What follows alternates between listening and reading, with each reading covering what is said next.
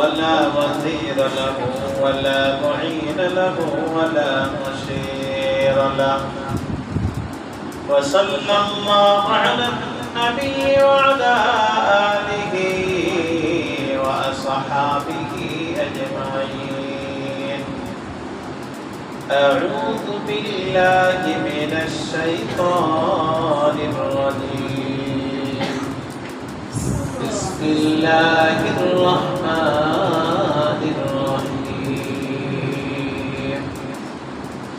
ثم جعلناك على شريعة من الأمر فاتبعها ولا تتبع أهواء الذين لا يعلمون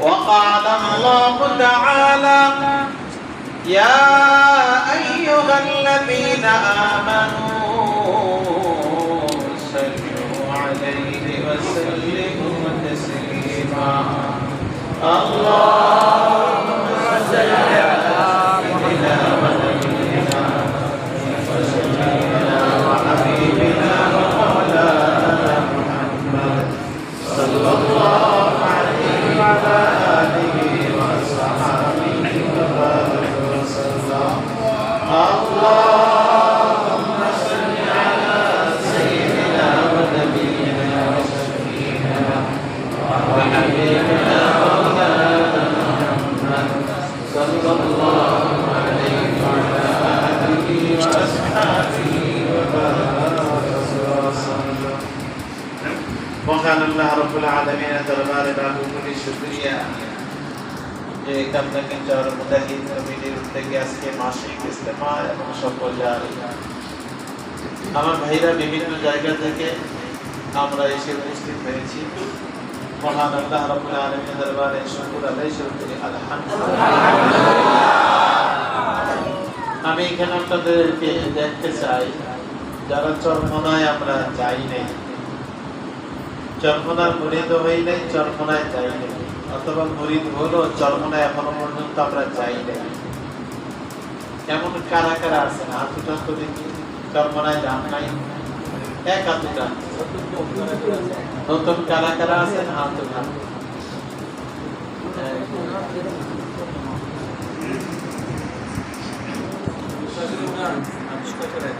মাশাআল্লাহ হাত সবাই তো 50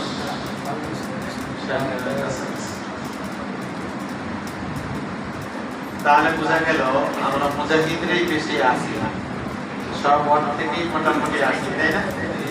খালি 55 ওয়ার্ডের লোক মনে হয় একটু কম নাই, হ্যাঁ? 55 ওয়ার্ডের কারা কারা হাত উঠান তো দেখি।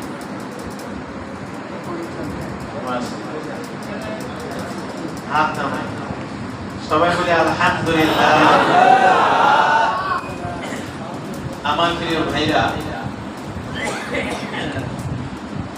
ট্রেন চলে না, ট্রেন লোহার পাতের উপরে চলে। এতে যদি আপনার লোহা থেকে সামান্য চুল পরিমাণ যদি চাকাটা সেরে যায়, ট্রেনটা থাকবে না অ্যাক্সিডেন্ট হবে। সামান্য চুল পরিমাণ যদি সেরে যায় সাথে সাথে অ্যাক্সিডেন্ট।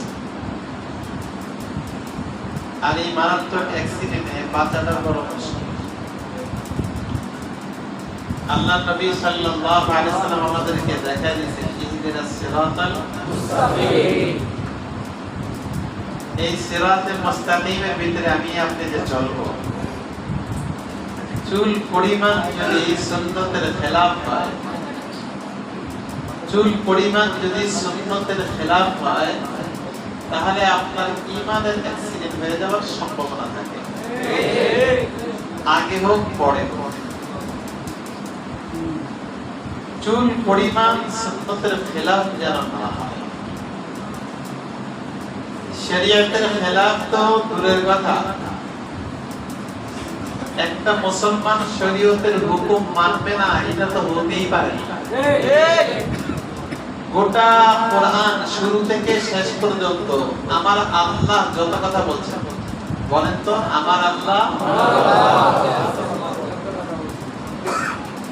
আল্লাহর নবী সাল্লাল্লাহু আলাইহি সাল্লাম যতগুলো কথা আমাদেরকে উপহার দিয়েছেন, এই সবগুলো হলো শরিয়ত। সবগুলো কি শরিয়ত? কোরআনের একটা অক্ষর, একটা আলফাজ, শব্দ এবং আল্লাহর নবী সাল্লাল্লাহু আলাইহি সাল্লামের একটা হাদিসের ভিতরে যদি কেউ সন্দেহ করে, অস্বীকার তো দূরের কথা, যদি সন্দেহ করে তার ঈমান থাকবে না। পরিষ্কারভাবে বলেন, ঈমান থাকবে না। আচ্ছা, ঈমান হারা হয়ে গেলে সেই লোকটা কি? যেহেতু ঈমান একবার আনছে, এখন যদি সে ঈমান হারা হয়ে যায়, তাকে কাফের বলে না, তাকে বলা হয় মুরতাদ। তাকে কি বলা হয়? মুরতাদ। যখন সে মুরতাদ হয়ে যায়, মুরতাদের হুকুম কি? শরীয়তের আইন অনুযায়ী, আল্লাহর বিধান অনুযায়ী হলো তাকে হত্যা করে ফেলা। তাকে কি করা? তাকে পুরো মেরে ফেলা। কারণ সে মুরতাদ, তার দ্বারা ইসলামের ক্ষতি হবে বেশি, দ্বীনের ক্ষতি হবে বেশি। এদেরকে হত্যা করে ফেলানো এটা হলো উচিত। এটা কোরআন এবং হাদিস অনুপাতে। বলেন তো দেখি, আমাদের দেশে মুসলমান বেশি না হিন্দু বেশি? মুসলমান বেশি না হিন্দু বেশি? কোন মুসলমানের সন্তান যদি ইসলামকে অস্বীকার করে, কোন দ্বীনি ইসলামকে যদি অস্বীকার করে, সে মুসলমান থাকবে না। সে কি হবে? মুরতাদ। সে কি হবে? তাকে কতল করা, রাষ্ট্রীয়ভাবে তাকে হত্যা করা কি হয়ে যায়?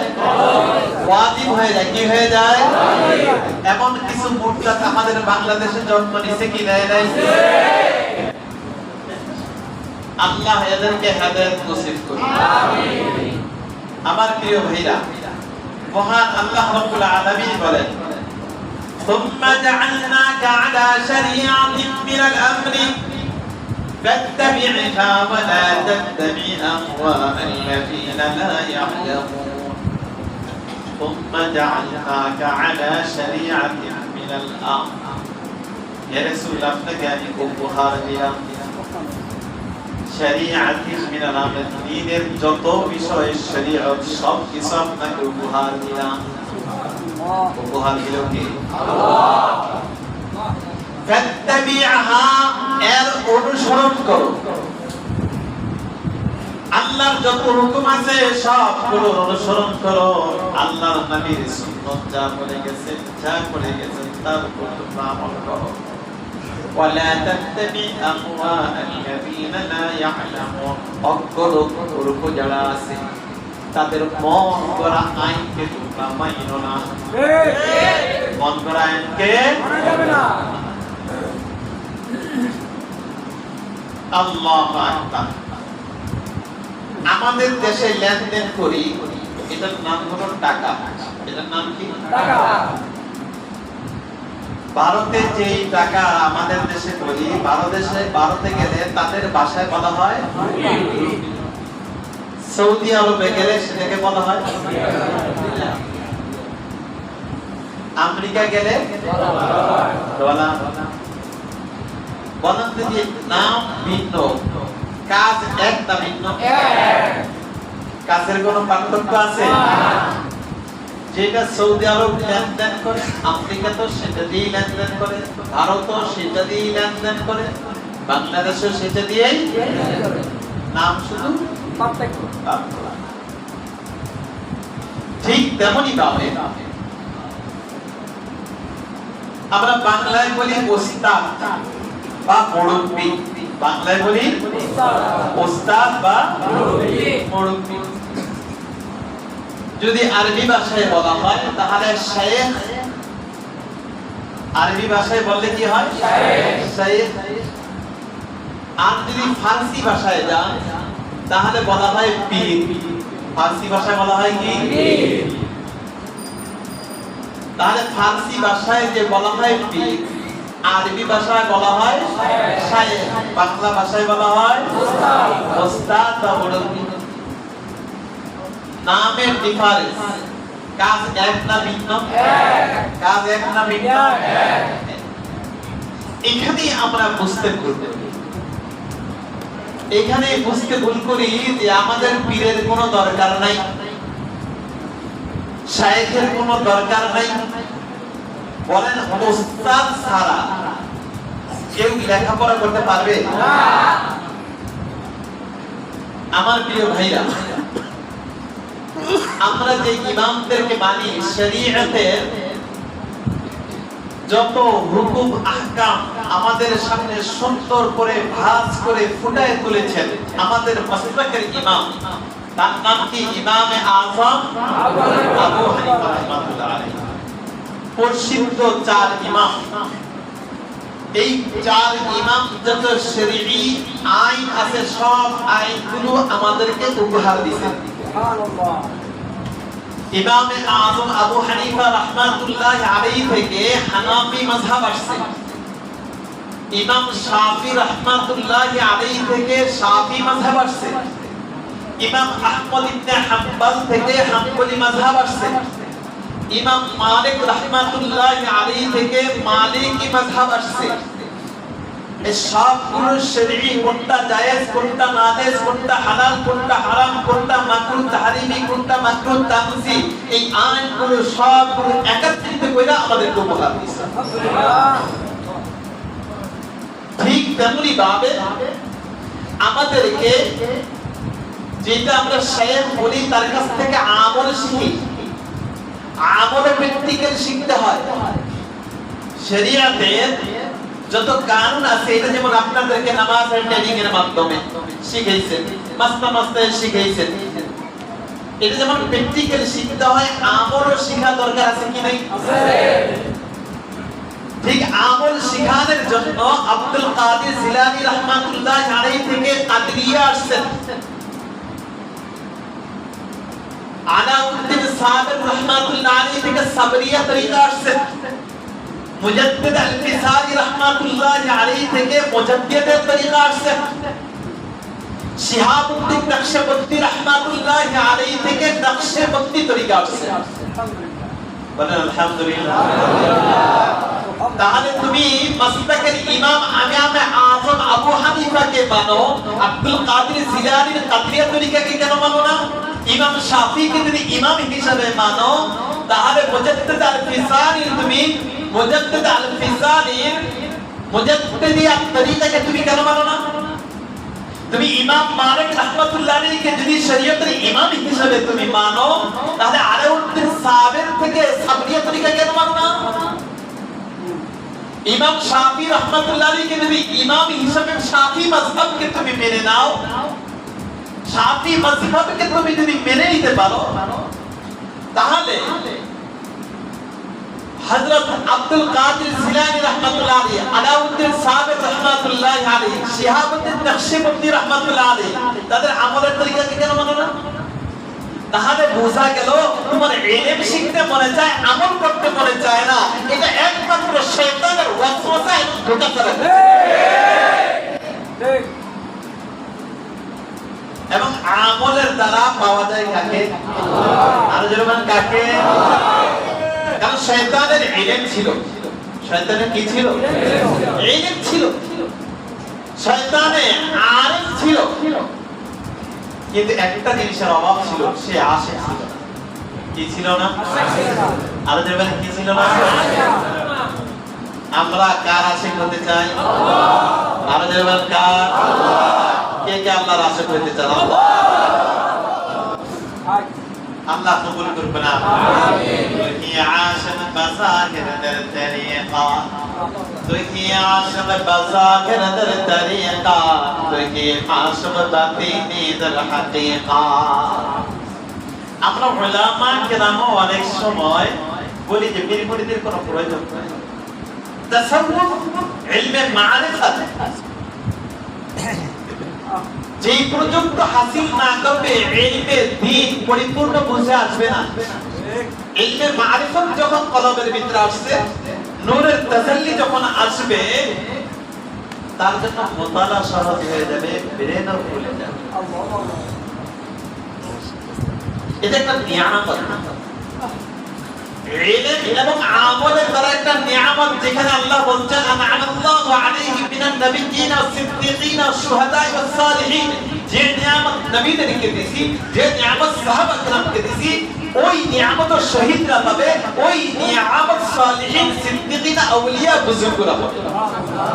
কি মনে করছেন আপনি নবীদেরকে যে নিয়ামত দিয়েছেন, ওই নিয়ামত আল্লাহ দিতেছেন? আল্লাহু আকবার। এই জন্য ইমামে আযম আবু হানিফা রাহমাতুল্লাহ আলাইহি জিজ্ঞাসা করেছিলেন, ওগো ইমাম, আপনি এত বড় মাসলাকের ইমাম, লক্ষ লক্ষ হাদিস আপনার সিনার ভিতরে, কিন্তু আপনি একজন সুফি মানুষ, বুজুর্গ জাফর সাদিক রাহমাতুল্লাহ আলাইহির দরবারে কেন বইরা থাকেন? ইমামে আযম আবু হানিফা রাহমাতুল্লাহ আলাইহি বলেন, আমি তো ইলমে শিখছি। ইমাম আযম আবু হানিফা রাহমাতুল্লাহ আলাইহির উস্তাদ হযরত আনাস ইবনে মালিক রাদিয়াল্লাহু তাআলা আনহু বলেন সুবহানাল্লাহ। ছোট্ট সময় আনাস ইবনে মালিক রাদিয়াল্লাহু তাআলা আনহু সাক্ষাৎকার করেছেন, তার কাছ থেকে হাদিস। সুবহানাল্লাহ। এর শরীফ ইমাম আযম আবু হানিফা রাহমাতুল্লাহ আলাইহি বলেন, জাফর সাদিক রাহমাতুল্লাহ আলাইহি দরবারে যায়, তার কাছ থেকে আল্লাহ তাআলার একটা নিয়ামত আমি নিয়ে আসি। কারণ জাফর সাদিক রাহমাতুল্লাহ আলাইহি দীর্ঘদিন পর্যন্ত আবু কাসিম মুহাম্মদ ইবনে আবু বকর তার সহবতে থাকতেন। আবু কাসিম মুহাম্মদ ইবনে আবু বকর রাহমাতুল্লাহ আলাইহি দীর্ঘদিন সালমান ফারসি রাদিয়াল্লাহু আনহুর সহবতে ছিলেন। সালমান ফারসি রাদিয়াল্লাহু তাআলা আনহুকে রাহমাতুল লিল আলামিন এত ভালোবাসতেন, এত মহব্বত করতেন। সাহাবা کرامের ভিতরে বড় বীরত্ব মানুষ ছিল, ভালো মানুষ ছিল।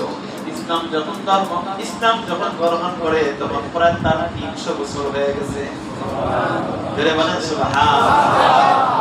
কয়শ বছর? 300 বছর। 300 বছর। আল্লাহু আকবার। এজন্য আল্লাহর নবী সাল্লাল্লাহু আলাইহি ওয়াসাল্লাম মাঝে মাঝে এই সালমান ফারসি রাদিয়াল্লাহু তাআলা আনহুর সঙ্গে একটু হাসি তামাশা করতেন। সালমান ফারসি রাদিয়াল্লাহু তাআলা আনহু একদিন বাজারে ঘুরতেছেন। আল্লাহর নবী সাল্লাল্লাহু আলাইহি ওয়াসাল্লাম পিছন থেকে যায় সালমান ফারসি রাদিয়াল্লাহু তাআলা আনহুকে পিছন থেকে জড়ায় ধরে আলগায় উঠাইলেন এবং বলতেছেন, একটা গোলাম এই বাজারে কে আসো? মাইয়াশতারি আনা আবিউ, আমি তাকে বিক্রি করব, কে গোলামটাকে কিনবা? সালমান ফারসি রাদিয়াল্লাহু তাআলা আনহু বলেন, না না, আমি গোলাম না, আমি গোলাম না। বারবার বলতেছে, জোরাজুরি করতে করতে পিছনের দিকে তাকায় থেকে রাহমাতুল লিল আলামিনের চেহারা। সুবহানাল্লাহ। আল্লাহ নবী সাল্লাল্লাহু আলাইহি ওয়াসাল্লামের দিকে তাকায় বলে, ইয়া রাসূলুল্লাহ, ইয়া হাবিবাল্লাহ, আপনি আমার মতো বুড়া মানুষকে বিক্রি করে গোলাম করে বিক্রি করবেন, কেউ তো আমাকে কিনবে না। আল্লাহ নবী বলেন, ও সালমান, তোমাকে কিনবে না বিদায়ী তো আমি তোমাকে বিক্রির ঘোষণা দিয়েছি। আল্লাহ নবী জড়ায় ধরেছেন। এইটাই পাওয়ারফুল হিসেবে বলেন আল্লাহু আকবার। এই পাওয়ারফুল সাপ্লাই আল্লাহ। ইমাম আহমদ ইবনে হাম্বল রাহমাতুল্লাহ আলাইহি জিজ্ঞাসা করলেন, ওগো ইমাম আহমদ ইবনে হাম্বল, আপনি এত বড় ইমাম, তারপরে একজন সুফি মানুষ, ইলম তেমন নাই, সামান্য কিছু ইলম আপনার সামনে কিছুই না। আবু হাশিম সুফি রাহমাতুল্লাহ আলাইহি তার কাছে কেন আসা যাওয়া করে? ইমাম আহমদ ইবনে হাম্বল রাহমাতুল্লাহ আলাইহি বললেন, দেখো, আমি তো ইলম শিখেছি, তাআল্লামতু বিকিতাবিল্লাহ, আমি তো আল্লাহর কিতাব থেকে ইলম শিখেছি। কিন্তু ওই যে আবু হাশিম সুফি রাহমাতুল্লাহ আলাইহি তাআল্লামা কিতাবিল্লাহ, সরাসরি আমি যেমন কিতাব থেকে শিখেছি, আর এই আবু হাশিম সুফি রাহমাতুল্লাহ আলাইহি সরাসরি আল্লাহর কাছ থেকে ইলম শিখেছে। কার কাছ থেকে শিখেছে? এটা তো নিয়ামত, এটা নিয়ামত। আল্লাহু আকবার। মির্জা মাজহার জানজালা রাহমাতুল্লাহ আলাইহি তার একজন খলিফা সানাউল্লাহ পানিপুরি রাহমাতুল্লাহ আলাইহি, যিনি তাফসীরে মাজহারি লিখছেন। তাফসীর মাজহারি লিখছেন, শায়েখের নামে তাফসীর দিয়ে দিয়েছেন, নিজের নাম গ্রহণ কইরা শায়েখের নাম দিয়েছেন তাফসীরে মাজহারি মির্জা মাজহার জানজালা। সেখানে লেখছে, আমি তাফসীর লিখেছি, এটা আমার কোনো গুনাহগার না, আমার কোনো ইলম না, আমার শায়েখের থেকে একটা নিয়ামত আল্লাহ আমাকে দিয়েছে, ওই নিয়ামতের বদৌলতে আমি তাফসীর লিখতে পারছি। মির্জা মাজহার জানজালা রাহমাতুল্লাহ আলাইহি আরেকজন খলিফা ছিলেন শাহ গোলাম আলী রাহমাতুল্লাহ আলাইহি। শাহ গোলাম আলী রাহমাতুল্লাহ আলাইহি এত বড় বুজুর্গ, হযরত আশরাফ আলী থানভী রাহমাতুল্লাহ আলাইহি তার ব্যাপারে বলেন, শাহ গোলাম আলী রাহমাতুল্লাহ আলাইহি 13তম মুজাদ্দিদ ছিলেন। সুবহানাল্লাহ। শাহ গোলাম আলী রাহমাতুল্লাহ আলাইহি আরেকজন খলিফা ছিলেন খালিদ কারদি বা খালিদ রুমি। খালিদ রুমির আরেকজন খলিফা, দুইজন খলিফা, একজন হলো ইবনে আবদিন। ইবনে আবদিন যিনি ফতোয়া শাফি লিখেছেন, দুররে মুখতার লিখেছেন, বলেন আল্লাহু আকবার। ইবনে আবদিন রাহমাতুল্লাহ আলাইহি যিনি ফতোয়া শাফি দুররে মুখতার লিখেছেন, উনি কিতাবের শুরুতে লিখেছেন, আমি যে ফতোয়া শাফি লিখছি, দুররে মুখতার লিখছি, এটা আমার কোনো কৃতিত্ব না, আমার শায়েখের সওগত প্রাপ্ত হয়ে আল্লাহ যে নিয়ামত দান করেছেন, ওই নিয়ামতটা ফুটাই তুলছি। আরেকজন খলিফা ছিলেন মাহমুদ আনুসি, পৃথিবীর বুকে সবচেয়ে সুন্দর অন্যতম ব্যাকরণ সহ তাফসীর রূহুল মাআনি প্রায় 14 খন্ড। এই তাফসীর রূহুল মাআনির লেখক তিনি বলতেছেন, আল্লাহ যে আমাকে তাফসীর লেখার তৌফিক দিয়েছেন, আমার কোনো কৃতিত্ব না, আমার শায়েখের প্রাপ্ত নিয়ামত আমি পেয়েছি, সেটা তুলেছি। এখন বলো তো দেখি, পীর লাগবে না কারা বলে? তাফসীর যত আছে লেখক, তাদের যদি পীর থাকতে পারে, যত ইফতার কিতাব আছে ওই লেখক যদি তাদের শেখ থাকতে পারে, তুমি আমি কোন জানতো যে শেখ লাগবে না? লাগবে। লাগবে কি লাগবে না? উপায় না এটা ছাড়া। হযরত আশরাফ আলী থানভী রাহমাতুল্লাহ আলাইহি তার এক মুরিদ যা বলছে, আল্লাহ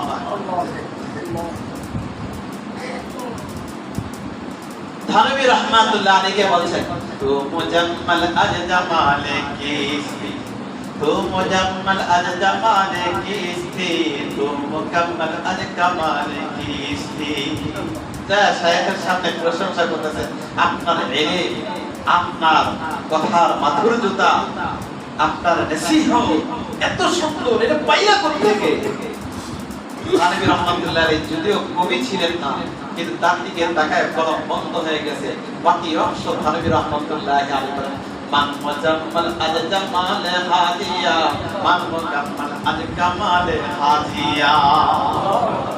আমার কোনো কৃতিত্ব না, হাদিয়া আব্দুল্লাহ মুহাজির রাহমাতুল্লাহ আলাইহি, হাদিয়া আব্দুল্লাহ মুহাজির রাহমাতুল্লাহ আলাইহির কাছে যদি না যাইতাম, এই নিয়ামত আমি কোনোদিন পাইতাম না। আমার প্রিয় বন্ধুগণ, আমার মনে আছে আমি যখন ছোট ছিলাম, আমার আব্বা সবসময় কাজ করতেন, বিভিন্ন ফার্সি কবিতাগুলো বলতেন। ফার্সি কবিতাগুলো বলতেন, আমরা তখন বুঝতাম না। আব্বা জানে এটা যখন বারবার বলতেছেন, দেখি যে তার শরীর হিলতেছে, দুলতেছে, একটা মজা এসে तू मुजम्मल अज जमाने किस्ती, तू मुकम्मल अज कमाले किस्ती, मन मुजम्मल अज जमाले हाजिया, मन मुकम्मल अज कमाले हाजिया। मन आप एक दिन देखती सी अम्मा जो शुक्र बोलते से, যে দেখো থানভী রাহমাতুল্লাহি আলাইহি যেমন জিজ্ঞাসা করছে, আমাকে যদি কেউ জিজ্ঞাসা করে মাওলানা আব্দুল ওয়াহাব তোমার এই আসলে কোথেকে আসছে, তখন আমি এই জবাবটা একটু পাল্টায় দিতাম। তখন উনি আবার বলতেছে, তো মুজাম্মাল আজ জামালে কিস্তি, তো মুকাম্মাল আজ কামালে কিস্তি, মান মুজাম্মাল আজ জামালে চলমনা, মুকাম্মাল আজ কামালে চলমনা। আমি এগুলো সব পাইছি একমাত্র চলমনা থেকে। চলমনা যদি না যাইতা আমার মনে হয় না আমি এতটুকু কখনো শুরু হইতে পারতাম। আমার প্রিয় বন্ধুরা, এই নিয়ামত আল্লাহর নবী সাল্লাল্লাহু আলাইহি ওয়াসাল্লাম থেকে আসছে। আমার প্রিয় বন্ধুগণ, কখনো এই লেখটা দেখা যায় একটা মূর্খ মানুষ হাজি আমদাদুল্লাহ মুহাজি মক্কি রাহমাতুল্লাহ আলাইহির মতো একজন হাফেজ, শুধু হাফেজ কাফিয়া পর্যন্ত পুরো মানুষকে আল্লাহ এই নিয়ামত দিয়েছে। আবার এই নিয়ামত কখনো কাফিরুল্লাহ নবী রাহমাতুল্লাহ আলাইহি সিনায় আসছে। আবার কখনো এই নিয়ামত আল্লাহ রাব্বুল আলামিন বড় বড় ডাক্তারদের সিনার ভিতরে আল্লাহ দিয়ে দিয়েছে। তুমি আমি যদি চেষ্টা করি, আশা করা যায় মহান আল্লাহ এই নিয়ামত তোমাকে আমাকেও দিতে পারেন কি পারেন না? আল্লাহ দিয়ে দিতে পারেন। এই জন্য বলতে পারেন নিয়ামত হাসিল করতে হবে। এক বেচারা দারোয়ান মানুষ, ডিউটি সারা রাত ডিউটি করে, দারোয়ানের কাছে সারা রাত